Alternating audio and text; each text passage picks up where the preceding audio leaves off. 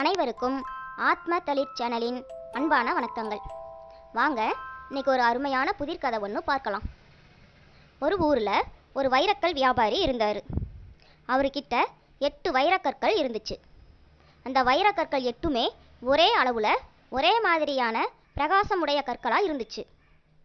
அந்த 8 கற்களையும் ரொம்ப நாளாக அவர் ஒரு பெட்டியில் பாதுகாத்துக்கிட்டு வந்தார். ஒரு நாள் யோசனை பண்ணினார், இந்த கற்களை இப்படியே பெட்டியிலேயே வச்சுருந்தா என்ன பயன்? இதை ஒரு பயனுள்ள விஷயமா மாற்றணுமே, என்ன செய்யலாம் அப்படின்னு யோசனை பண்ணினார். தன்னுடைய மனைவியை கூப்பிட்டு இதுக்கு ஏதாவது ஒரு யோசனை சொல்லுன்னு கேட்டார். அந்த அம்மா சொன்னாங்க, இதை ஒரு அழகான மோதிரமாக செஞ்சு உங்கள் விரலில் போட்டுக்குங்க, உங்கள் கைக்கு ரொம்ப அழகாக இருக்கும்னு சொன்னாங்க. அதுக்கு இவர் சொன்னார், நானும் ஒரு வியாபாரி, வெளியில் பல இடங்களுக்கு போகிறப்ப வர்றப்ப அங்கே இருக்கக்கூடிய தூசுகள் அழுக்குகள் எல்லாம் படிஞ்சு இந்த கற்கள் தன்னுடைய ஒளித்தன்மையை இழந்துடுமோன்னு நினைக்கிறேன். அதனால நான் மோதிரம் செஞ்சு போட்டுக்க வேணாம், வளையெல்லாம் செஞ்சு தரேன், நீ உன் கையில் போட்டுக்கோ அப்படின்னு சொன்னார். அதுக்கு அந்த அம்மா சொன்னாங்க, வளையெல்லாம் செஞ்சு நான் என் கையில் போட்டுக்கிட்டு நான் சமையல் செய்கிறப்ப அங்கேருந்து வரக்கூடிய அந்த அனல் பட்டு இந்த கற்கள் தன்னுடைய ஒளித்தன்மையை இழந்துருமோன்னு நானும் நினைக்கிறேன், அதனால எனக்கும் இந்த வளையல் வேண்டாம் அப்படின்னு சொன்னாங்க. அப்படின்னா இந்த கற்களை பயனுள்ளதா நம்ம என்ன பண்ணுறது, நீயே ஒரு யோசனை சொல்லு அப்படின்னு இவர் கேட்டார். இப்போ அந்த அம்மா சொன்னாங்க, நமக்கோ வாரிசும் இல்லை, சொந்த பந்தம்னு சொல்லிக்க யாருமே இல்லை, நம்ம காலத்துக்கு அப்புறம் இந்த வைரக்கற்களை இதே மாதிரி பாதுகாக்கிறதுக்கு யாருமே இல்லைன்னு ஆனதுக்கப்புறம் இதுக்கு மேலேயும் நம்ம வச்சிருந்து என்ன செய்ய போகிறோம்? இதை ஒரு அழகான ஆபரணமாக செஞ்சு நம்ம இஷ்ட தெய்வத்திற்கு சமர்ப்பணம் பண்ணிட்டா ரொம்ப நல்லா இருக்கும்னு நினைக்கிறேன் அப்படின்னு சொன்னாங்க. சரி, நம்ம அப்படியே செய்வோம்னு அவரும் முடிவு பண்ணினார். 2 பேரும் சேர்ந்து ஒரு நாள் இந்த வைரக்கற்களை எடுத்துக்கிட்டு கோவிலுக்கு போனாங்க.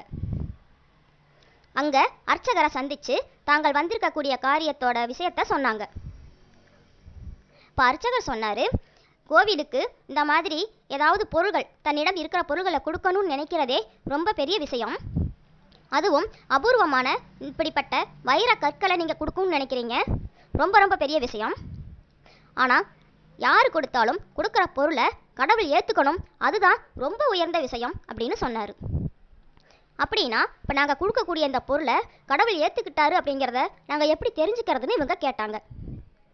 அதுக்கு அந்த அர்ச்சகர் சொன்னார், இந்த 8 வைர கற்களையும் என்கிட்ட கொடுங்க, நான் பகவானுடைய பாதத்துக்கு அடியில் வச்சுட்டு கதவை பூட்டிட்டு நான் வீட்டுக்கு போயிடுவேன். இரவு கனவுல வந்து பகவான் எனக்கு என்ன விஷயங்கிறத சொல்வார், நான் காலையில் உங்களுக்கு சொல்கிறேன் அப்படின்னு சொன்னார். சரின்னு இந்த வியாபாரியும் அவருடைய மனைவியும் இந்த 8 வைர கற்களை அர்ச்சகர்கிட்ட கொடுத்துட்டு வீட்டுக்கு வந்துட்டாங்க.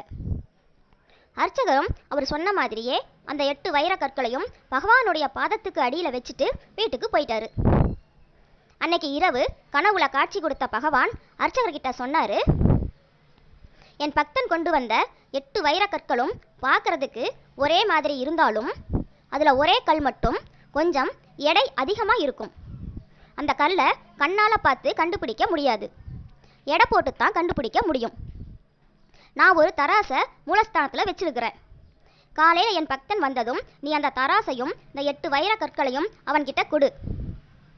அவன் எடை போட்டு பார்த்து அந்த எடை அதிகமுள்ள ஒரு வைரக்கல் எதுங்கிறத கண்டுபிடிச்சு சரியாக என்கிட்ட கொடுத்துட்டான்னா நான் அதை ஏற்றுக்கிறேன் அப்படின்னு சொன்னார்.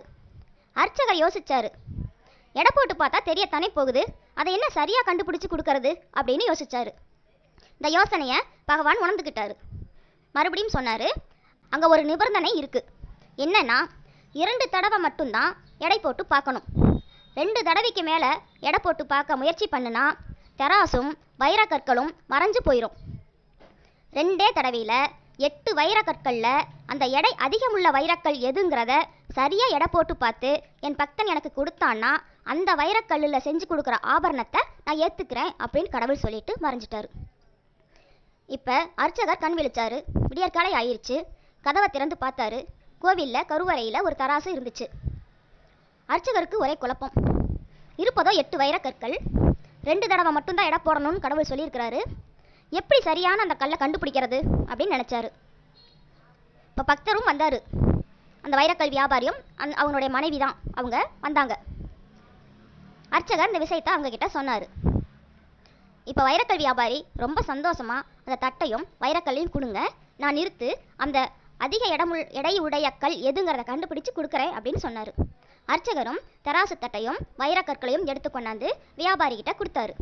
அவர் 2 தடவை தான் எடை போட்டார். அந்த எடை அதிகமுள்ள அந்த ஒரு கல் எதுங்கிறத, அந்த 8 வைரக்கல்லுக்குள்ள அந்த எடை அதிகமுள்ள ஒரு கல் எதுங்கிறத இந்த வியாபாரி சரியாக கண்டுபிடிச்சாரு. அவர் எப்படி கண்டுபிடிச்சிருப்பாரு? எடையை தெரிஞ்சுக்கிறதுக்கு முன்னாடி நீங்களும் கொஞ்சம் யோசனை பண்ணி பாருங்க. மறக்காமல் இந்த வீடியோவை லைக் பண்ணுங்கள். இதே மாதிரி உங்களுக்கு நிறைய புதிர்கதை வேணும்னா மறக்காமல் சப்ஸ்கிரைப் பண்ணிடுங்க. கூட அந்த பெல் ஐக்கானையும் ப்ரெஸ் பண்ணிடுங்க. வைரக்கல் வியாபாரி எப்படி சரியான கல்லை கண்டுபிடிச்சாருன்னு யோசிச்சு பார்த்தீங்களா? நம்ம எந்த ஒரு செயலை செய்யறதா இருந்தாலும் முழு மனசுடனும் விடாமுயற்சியுடனும் செஞ்சோம்னா அதில் வர சிக்கல்களை தீர்த்துக்கிறதுக்கான வழி நமக்கு இயற்கையாகவே தெரியும். அது மாதிரி தான் வைரக்கல் வியாபாரியும் முழு மனசுடன் தான்கிட்ட இருந்த 8 வைரக்கற்களையும் பகவானுக்கு சமர்ப்பணம் பண்ணணும்னு நினைச்சாரு. அதனால உடனடியாக அவருக்கு தீர்வு தெரிஞ்சுது. அப்படி அவர் எப்படி அந்த கற்களை எடை போட்டு சரியான கல்லை கண்டுபிடிச்சாருன்னு தெரிஞ்சுக்கலாம் வாங்க. 8 வைரக்கற்களில் வலது பக்கத்து தராசில் 3 கல்லும் இடது பக்கத்து தராசில் 3 கல்லும் தன்னுடைய கையில் 2 கல்லும் வச்சுக்கணும்.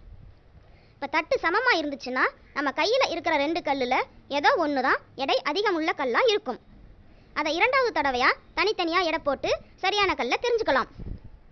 ஒருவேளை தட்டு ஏதோ ஒன்று கீழே இறங்கி இருந்துச்சுன்னா அந்த தட்டில் இருக்கக்கூடிய 3 கற்களை மட்டும் தனியாக எடுத்து வச்சுக்கணும். இப்போ வலது பக்கத்தில் ஒரு கல்லும் இடது பக்கத்தில் ஒரு கல்லும் நம்ம கையில் ஒரு கல்லும் வச்சுக்கணும். இப்போ தட்டு சமமாக இருந்ததுன்னா நம்ம கையில் இருக்கிறது தான் எடை அதிகமுள்ள கல். அப்படி இல்லைன்னா தட்டு ஏதோ ஒன்று கீழே இறங்கி இருக்கும், அதுதான் எடை அதிகமுள்ள கல். இப்படித்தான் அந்த வியாபாரி சரியான கல்லை கண்டுபிடிச்சாரு. தேங்க்ஸ் ஃபார் வாட்சிங் our வீடியோ.